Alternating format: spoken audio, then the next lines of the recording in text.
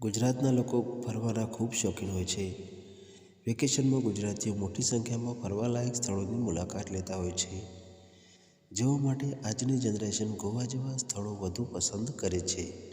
ત્યારે તમારે એ જાણવું મહત્ત્વનું છે કે જામનગરને ગુજરાતનું એક પ્રખ્યાત રોમેન્ટિક સ્થળ માનવામાં આવે છે, જે યુવાનોમાં ખૂબ લોકપ્રિય છે। અહીં એવી ઘણી જગ્યાઓ છે જ્યાં તમે રોમેન્ટિક વેકેશન માણી શકો છો। ભારતીય સ્વાતંત્ર્ય સંગ્રામ દરમિયાન પણ જામનગરનો ઇતિહાસ મહત્ત્વનો રહ્યો છે। આ શહેરના લોકોએ સ્વતંત્રતા સંગ્રામમાં ભાગ લીધો હતો અને બ્રિટિશ સામ્રાજ્ય સામે લડત આપી હતી।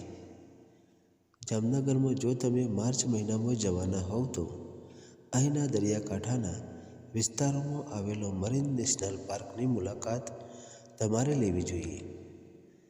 તમને જણાવી દઈએ કે આ દેશનો પહેલો મરીન પાર્ક છે, જે લગભગ 458 ચોરસ કિલોમીટર વિસ્તારમાં ફેલાયેલું છે। અહીં મોટી સંખ્યામાં પ્રવાસી પક્ષીઓ પણ આવે છે, જેને કારણે અહીં સવાર અને સાંજ એકદમ રમણીય લાગે છે। એક તરફ સફેદ દરિયાઈ રેતી અને બીજી બાજુ વાદળી સમુદ્ર જામનગરને ખૂબ આકર્ષક બનાવે છે। બેચલેટ બીચ પર સનસેટ અને સનરાઈઝને જોવા લોકો ખાસ કરીને આવે છે અને પોતાનો સમય પસાર કરે છે। અહીંનું શાંતિપૂર્ણ વાતાવરણ પ્રવાસીઓને ખૂબ આકર્ષે છે। જો તમારે લાખોટા પેલેસની સુંદરતા જોવી હોય તો સાંજ પડે અહીં પહોંચી જાઓ। અહીં ઝગમગતી લાઇટોમાં તળાવ અને મહેલ બંને મોહિત કરે છે। આ મહેલ 19મી સદીમાં ફરીથી બનાવવામાં આવ્યો હતો, જેનું સ્થાપત્ય ખરેખર અદ્ભુત છે। કચ્છના અખાત પર આવેલું આ ખીજડીયો પક્ષી અભયારણ્ય તેના તાજા અને ખારા પાણી માટે જાણીતું છે।